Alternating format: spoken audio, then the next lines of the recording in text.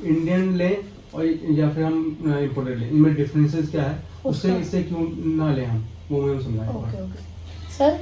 हाँ सर की सारी चीज़ें डाउट सब क्लियर है, सारी मशीन सर को दिखा दी। सर का सिर्फ एक डाउट है कि हम इंडियन मशीनें क्यों लें, इम्पोर्टेड क्यों ना लें। अच्छा यार, इंडियन मशीन क्यों ना लें, हाँ, या फिर इम्पोर्टेड मशीन क्यों लें। मतलब डिफरेंस बिटवीन। देखो मैं भी किसी चीज़ की बुराई नहीं करूँगा। देखो सबसे पहले आपने बहुत अच्छा सवाल पूछा ये वाला। इंडियन मशीन और इम्पोर्टेड मशीन, देखिए मैं आपको बता देता हूँ।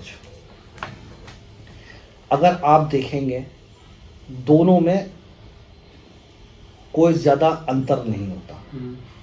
आज हमारे इंडिया में काफ़ी हम लोगों ने तरक्की इतनी कर ली है कि जो प्रोसीजर उन लोगों का होता है बनाने का, वही सेम प्रोसीजर हम लोग ले आए। पहले हम लोगों को नहीं पता था कि जिम मशीन पे पाउडर कोटिंग कैसे होगा, ठीक है। हमें नहीं पता था कि जिम मशीन पे पाउडर कोटिंग कैसे होगा। हमें तो नहीं पता था कि पाइप डाइसेक्ट भी बैंड हो सकता है 4x2 का। हमें तो ये पता था कि कटिंग करके बैंड हो सकता है, स्प्रे पेंट भी हो सकता है। उसके बाद पुट्टी करेंगे, रेक बाल से मलेंगे और स्प्रे पेंट कर दिया हमने। तो पहले अगर आप आज से 5 साल पहले मुझसे सवाल पूछते और मैं आपसे कहता कि अगर आपको अच्छा ड्यूरेबल जिम चलाना है तो आप इम्पोर्टेड खरीदो। लेकिन आज मैं आपसे क्या कह रहा हूँ, आज मैं आपसे इंडियन परचेस करने के लिए कह रहा हूँ। देखिए इम्पोर्टेड में कोई ऐसी लंबी चौड़ी बात नहीं है। अब से पहले हमने भी इम्पोर्टेड में बहुत डील करी है। लेकिन जिम बिजनेस के अंदर आप जो जिम लगा रहे हो, इसके अंदर दोनों ही रिस्क होते हैं, ठीक है, कि भाई चलेगा या नहीं चलेगा। ये तो रिस्क है, रिस्क रहता है। अभी माइंड में चल रहा है कि क्या होगा। अब मैं आपके माइंड में चल रहा है ना रियली। आप जिम लगा रहे हो, इन्वेस्ट कर रहे हो पैसा, 5-7 लाख, 10 लाख, 15 लाख, 20 लाख आप इन्वेस्ट कर रहे हो। और आज कैलकुलेशन ये है कि जितने ही पैसे आपके इक्विपमेंट में लगेंगे, इतने ही पैसे आपके इंटीरियर में लगेंगे। बिल्कुल लग रहे हैं, लग रहा है। अब इंटीरियर का आपने एक बजट डिसाइड कर लिया कि भाई मुझे 4 लाख रुपए इंटीरियर में लगाने हैं, सोच के चलेंगे। लेकिन रियलिटी बता दूं, जब तक आपका इंटीरियर कंप्लीट होगा, जब तक आप 6 लाख रुपए लगा चुके होंगे। बजट लेके चलोगे 4 लाख का, लेकिन इंटीरियर में 6 लाख रुपए लगा चुके, कुछ ना कुछ ऐड होता रहेगा। बजट आपका जो बिगाड़ता है वो इंटीरियर बिगाड़ता है। चलो अब वो तो इंटीरियर की हो गई, बात खत्म। अब बात करते हैं इक्विपमेंट्स की। देखिए इंडियन इक्विपमेंट्स में जो अच्छे मैन्युफैक्चरर के यहाँ बने हुए हैं और इम्पोर्टेड में कोई फर्क नहीं होता इक्विपमेंट्स में। लेकिन रेट में अगर देखा जाए कि कोई सेटअप अगर आप 10 लाख रुपए का परचेज कर रहे हैं इम्पोर्टेड, उसमें अगर आपके 10 आइटम आए 10 लाख में, तो इंडियन में आपके आएंगे 20 आइटम। सबसे पहला डिफरेंस ये आता है। जिम बड़ा हो जाएगा, जिम में एक्स्ट्रा ज्यादा मशीनरी हो जाएगी। वो डिपेंड करता है कि आपने किस मैन्युफैक्चरर के यहाँ से मशीनें ली है। आपने किसी गली गुचे से ले ली है उठा करके, जो अपने हाथ का खुद का मिस्त्री है, वेल्डिंग पेंटिंग कर कर आके उसने जाली गेट वाले ने पेंट करके आपको दे दी, वो चीज अलग है, उस चीज की बात नहीं कर रहा। एक अच्छी जो ड्यूरेबल जो कंपनी है इंडियन मैन्युफैक्चरिंग बनाने वाली, अब मैं उसकी बात कर रहा हूँ। आपने वहां से लिया, अच्छा इक्विपमेंट ले लिया इंडियन, वहां से मिली आपको 20 मशीनें, अंतर आ गया, 10 मशीन आपकी एक्स्ट्रा हो गई।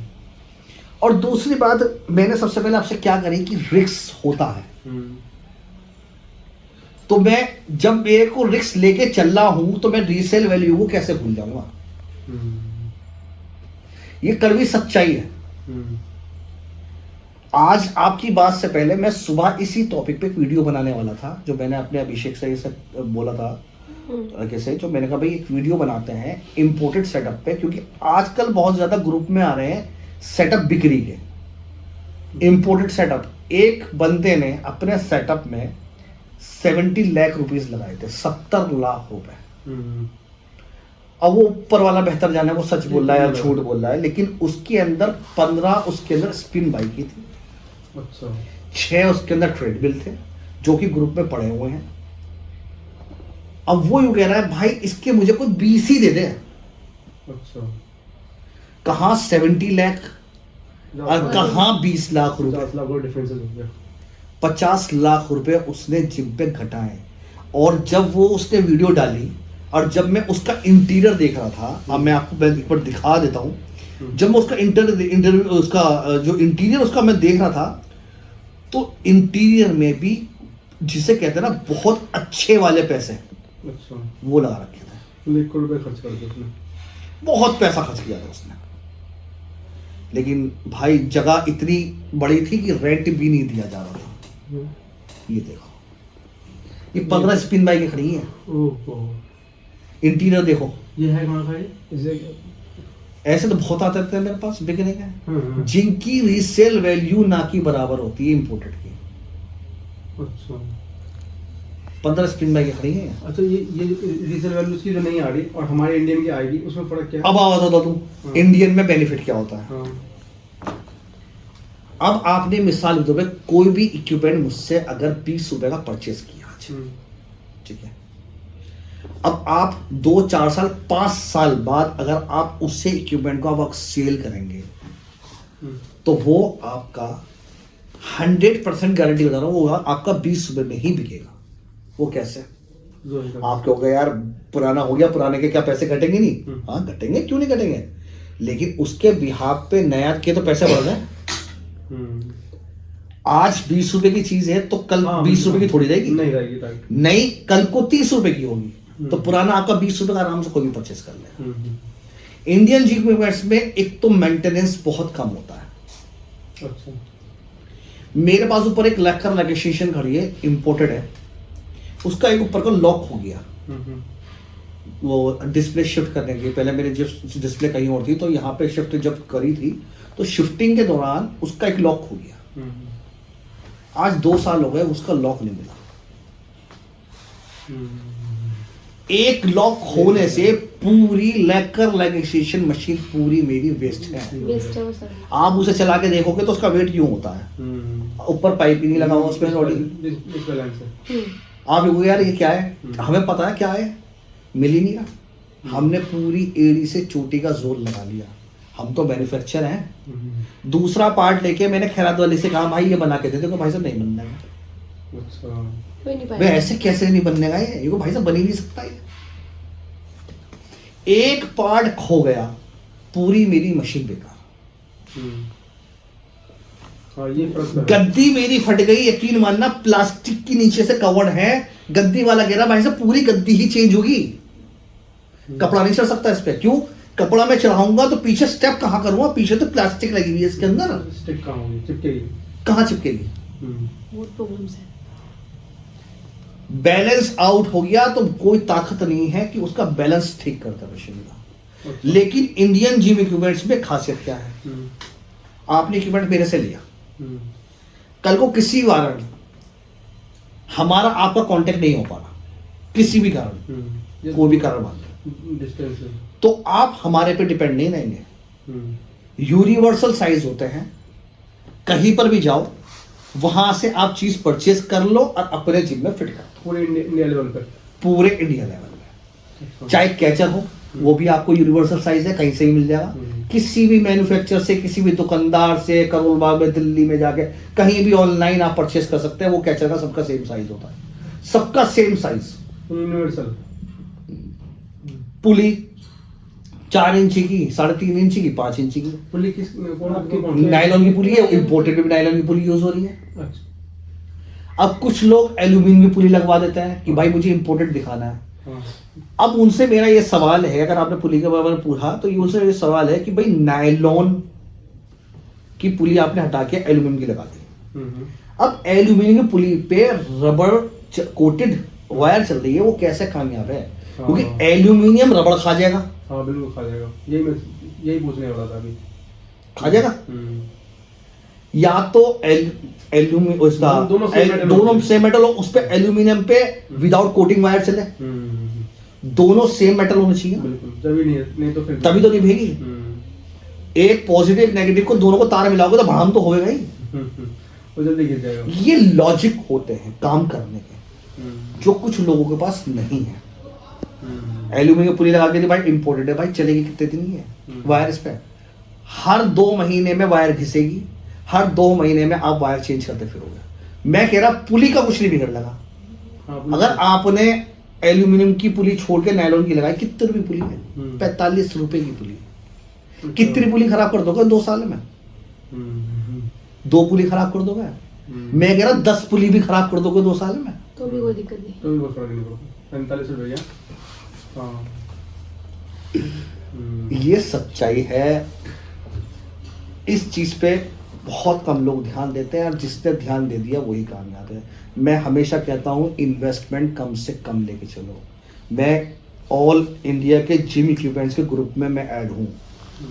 उसमें इतने पुराने जिम बिकने के लिए आते हैं, इतने पुराने जिम बिकने के लिए आते हैं। उसमें 95% इंपोर्टेड जिम होता है। अच्छा। क्योंकि इंपोर्टेड जिम वाला ओवर कॉन्फिडेंस पे चलता है। उसका ओवर कॉन्फिडेंस क्या रहता है मैं आपको बता देता हूँ, ऑडियंस बहुत गौर से सुनना इस बात को, कि भाई मैं इंपोर्टेड सेटअप लगाऊंगा, कस्टमर आएंगे, जगह महंगी लूंगा। आज आपने जिम सेटअप लगाया, आज ओपनिंग कर ली, 100 आपने एंट्री कर ली, ये नहीं गारंटी कि 2 महीने बाद ही 100 बच्चे रह जाएंगे। हाँ, बिल्कुल लॉजिक। पता लगा आपसे 1 किलोमीटर दूर कहीं और जिम खुल गया, तो आपके बच्चे तुरंत उठ के वहां चले गए। घाक कभी किसी का नहीं हुआ। एक सुनते ना, किसी भी बनिए से सुनते हो, घाक किसी का नहीं हुआ। घाक किसी का नहीं हुआ। बनिए का लेकर अल्फाज रहता है कि घाक किसी का नहीं हुआ, घाक किसी का नहीं हुआ। क्यों? वो इसे तो कहता है कि आपके जिम पे बच्चे आ रहे हैं, आप ले रहे हो 1000 रुपए, 1200 रुपये। किसी ने आवाज लगाती भाई 800 800 800, बच्चे टूट गए। बच्चे टूट गए। उसका नया जिम, उन्हें क्या चाहिए? उन्हें एक्सरसाइज थोड़ी करनी, उन्हें सेल्फी लेनी है, वहां जाके इंस्टाग्राम पे वीडियो बनानी है उन्हें। नहीं इक्विपमेंट देखने को मिलेंगे वो डिफरेंट। पता लगा 100 में से आपके पास रहेगा 50 बच्चे हैं।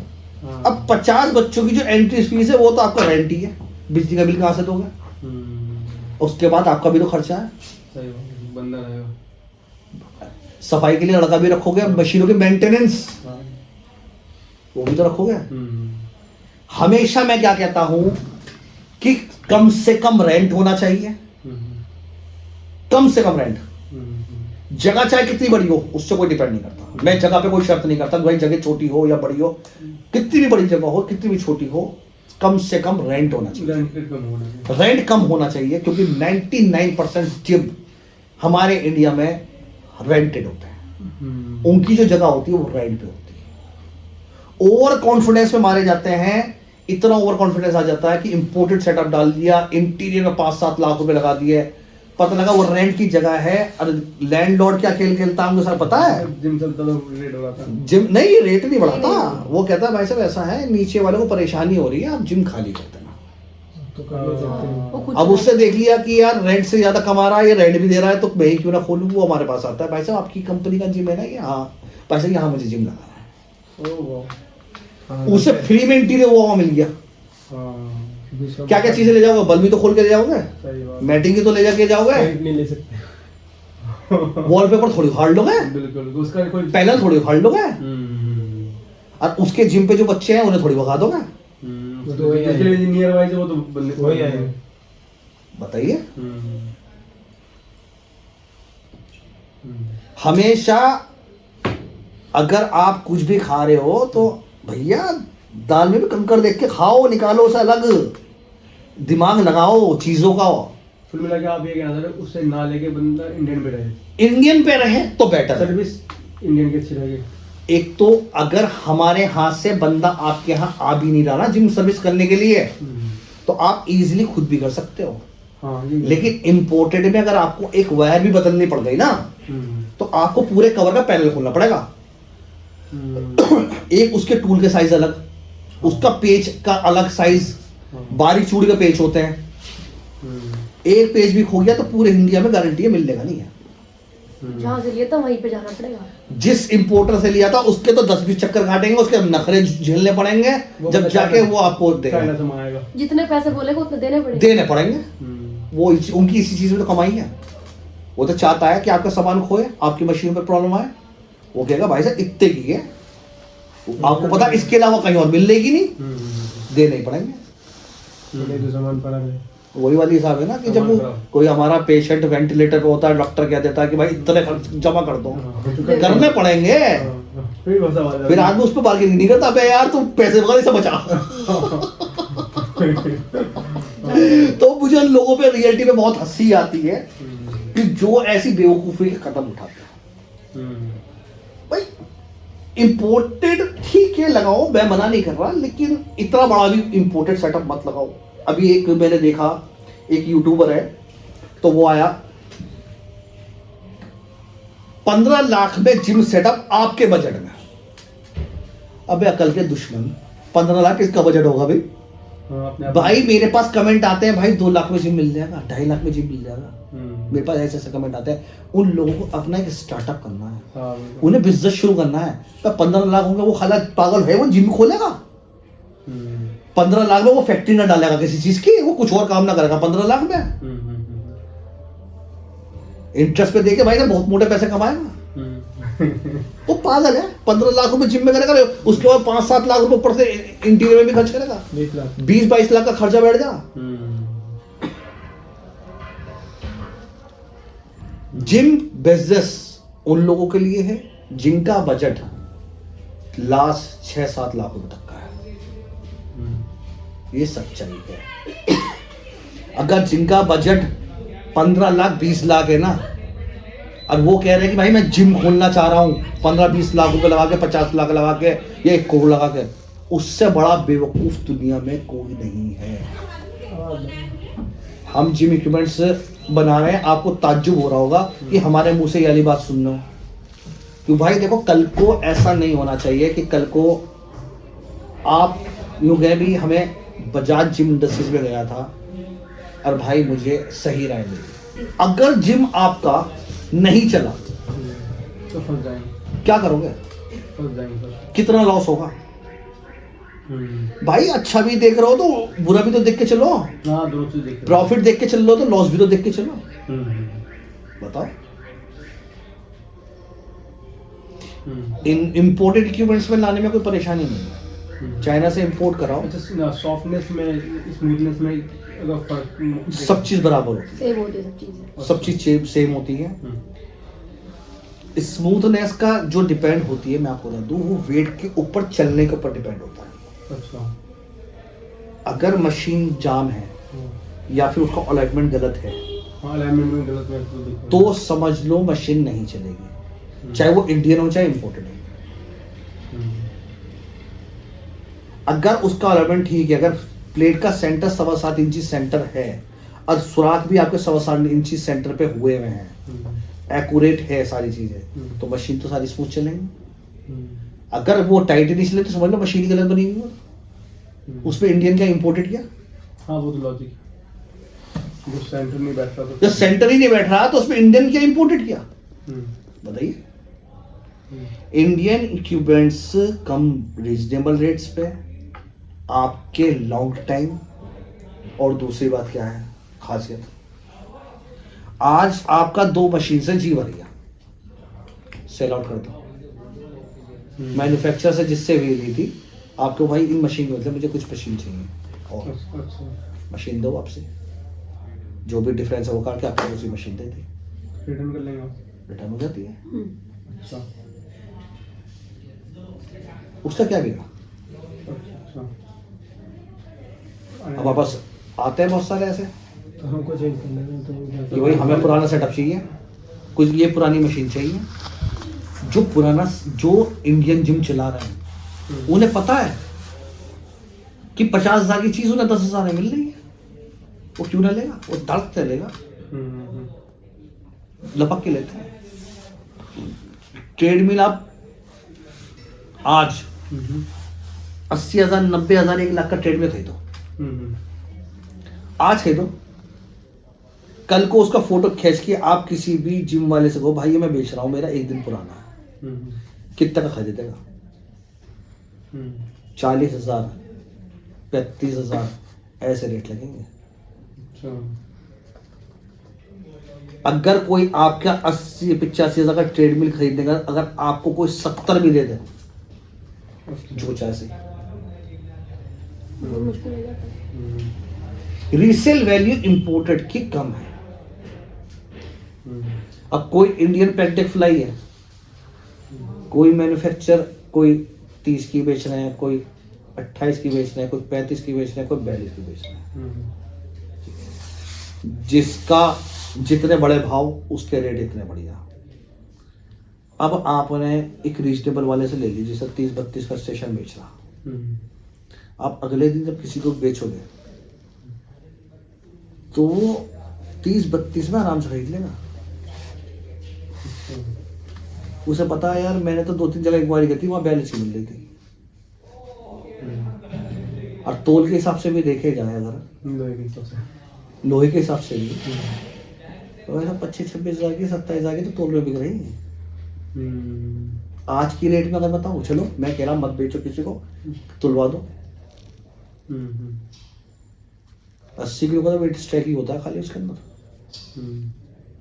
हाँ वो तो है। 9.5 हज़ार का तो वेट स्ट्रैक ही बैठता है। इम्पोर्टेड में क्या है, प्लास्टिक के अलावा फाइबर रहती है। इंडियन मशीन में फाइबर ही कहाँ है, सारे कवर भी अगर लग रहे हैं वो भी लोहे के लग रहे हैं।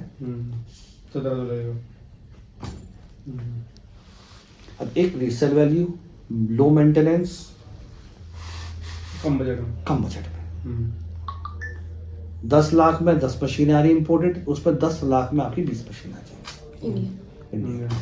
आधे का फर्क पड़ता है। अभी हमने एक लुधियाना में सेटअप लगाया था, एक कस्टमर था पंजाब से, प्रेम खान, तो उन्होंने बहुत कंपेयर किया। एक महीना उस बंदे ने मार्केट सर्वे पे निकाला, उसने आके हमारे यहाँ से सेटअप लिया। ये कह रहा भाई साहब तुम्हारे यहाँ से इतने रुपए में मैंने इतना आइटम ली है, और जगह से मैं जो इम्पोर्टेड ले रहा था आधे भी नहीं मिल रहे थे मुझे सामान। कर रहे 5 मिनट कर रहे बात। बाकी आपकी मर्जी है, देखिए चॉइस आपकी है। अगर आपको इम्पोर्टेड चाहिए तो हम इम्पोर्टेड भी आपको दिलवा देंगे। ऐसा करके नहीं इम्पोर्टेड चाहिए, वो डिफरेंस है ना कि क्या फर्क है। इतना अच्छा डिफरेंस समझाया आपको कि शायद कोई हिंदुस्तान में समझा पाए, क्योंकि ये जो आपको मैंने बताया 15 साल का सबसे क्वेश्चन पता ही आता है कि मेंटेनेंस कैसा, मेंटेनेंस में बंदा फंसता है उसमें। सबसे ज्यादा मेंटेनेंस में फंसता है, हम फंसे हुए हैं। एक लेकर लेगिस्लेशन का लॉक हो गया हमसे। हाँ, और मेंटेनेंस नहीं होगा तो फिर सर्विस नहीं होगी, फिर या फिर क्या बच्चे भाई गद्दियां खराब हो गई, गद्दियां नहीं चेंज कर पाते लोग।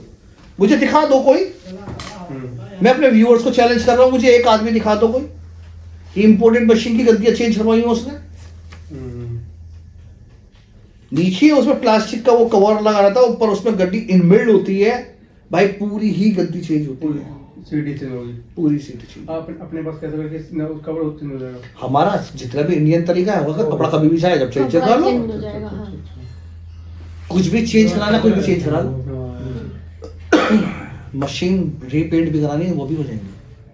अच्छा, कलर आपने करवाया रेड ग्रीन, आपका मन भर गया साल 2 साल में 3 साल में, अच्छा वापिस कलर चेंज कराना है, कलर भी चेंज हो जाएगा।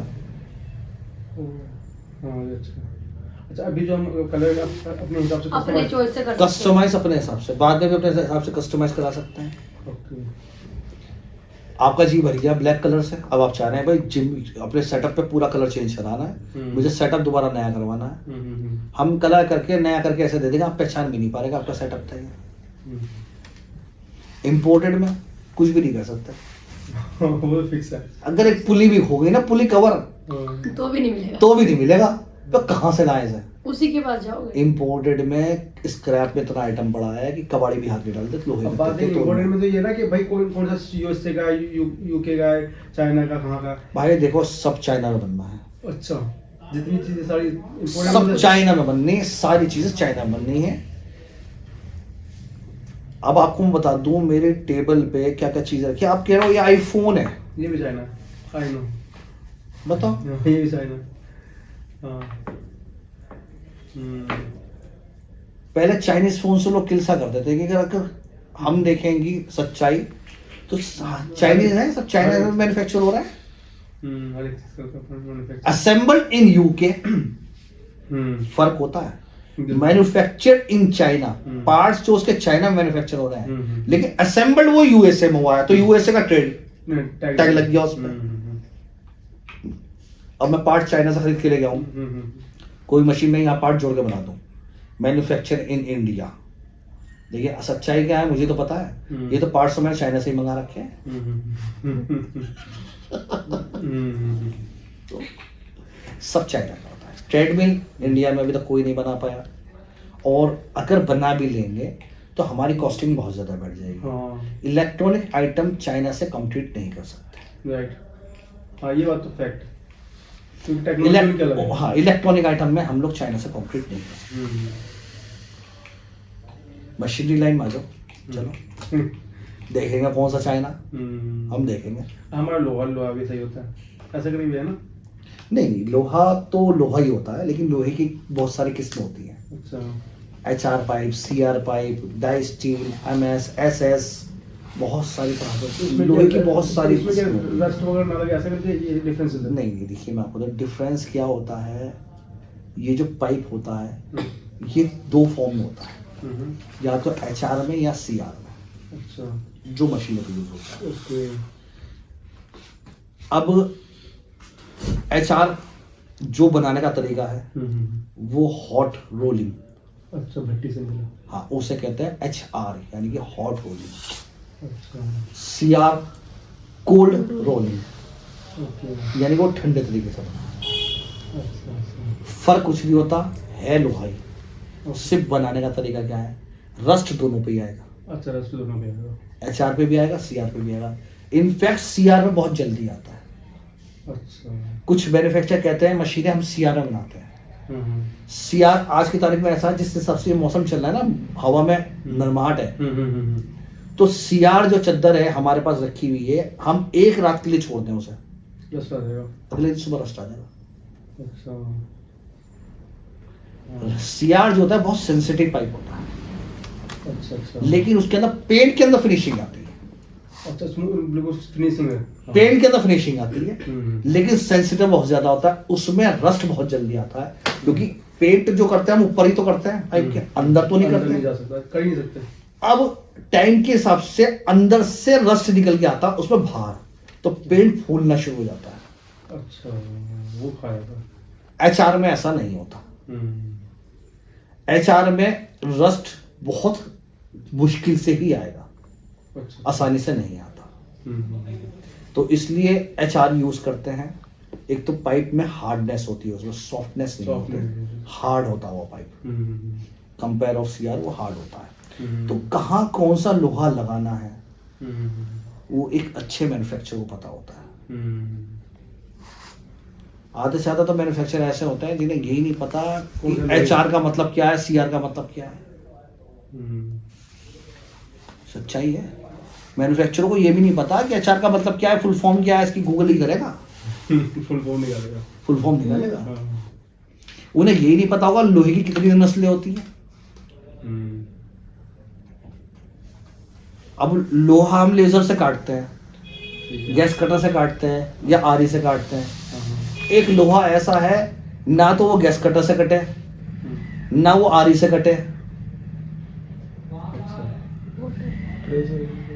ना वो वाटर जेट से कटे। उसे कटने का तरीका ही अलग है। अच्छा, कौन सा बताओ? उसे बोलते हैं DS, अच्छा, वो डाई स्टील। हाँ, डाई स्टील, राइट। उसका क्या सिस्टम होता है, अगर आपको लोहे की प्लेट काटनी है तो आप पहले लाइन खींचेंगे एक पेन से, उसके बाद उसके अंदर छोटे छोटे बारीक वाले ड्रिल करेंगे, होल करेंगे।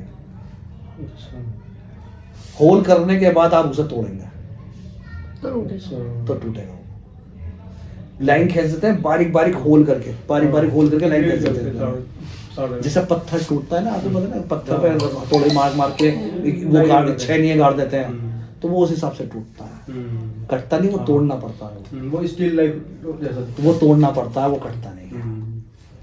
नहीं पता होगा, गारंटी दे रहा हूँ। ये रहे वीडियो देख रहे हैं मेरी, मुंह छुपा रहे होंगे, पता ही नहीं होगा। ये सिस्टम बनाने का तरीका ये एकदम से नहीं आता, ये पुरखों से आता है, एक्सपीरियंस से आता है। कोई हमने किताबों में नहीं पढ़ा, ये हमने अपने पुरखों से सीखा लोहे का काम। हमें पता है लोहा कहाँ आके टूटेगा, कहाँ आके मुड़ेगा ये।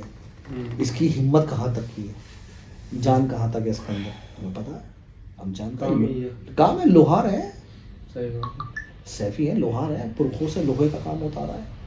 हम्म। तो उम्मीद करता हूँ आपको समझ में आ गई होगी कुछ और भी। कि इंडियन क्यों लेना चाहिए, इम्पोर्टेड क्यों नहीं लेना चाहिए। और सबसे मेन रीजन ये है कि भैया मैं देशभक्त आदमी हूँ, मेरा पैसा बाहर नहीं जाना चाहिए मेरे इंडिया में। बिल्कुल। मेरे इंडिया का पैसा मेरे इंडिया में रहना चाहिए। हाँ। सीधी सीधी बात है, 100 बातों की एक बात। हम्म। ठीक है, ठीक ठीक। ठीक है। उम्मीद करता हूँ आप लोगों को भी समझ में आ गई होगी, हमारे व्यूअर्स हैं। ओके। ठीक है जी। इनकी बात जो भी लगी मुझे बहुत अच्छी लगी, क्योंकि अच्छे डिटेलिंग बताई उन्होंने, कैसे क्या फ़र्क है जिम में, कहाँ पे पैसा लगाना चाहिए, कहाँ पे नहीं लगाना चाहिए। बहुत अच्छे समझाया आपने, आपको बहुत बहुत थैंक यू। ठीक है भाई, धन्यवाद। ठीक है, thank you so much. Thank you sir.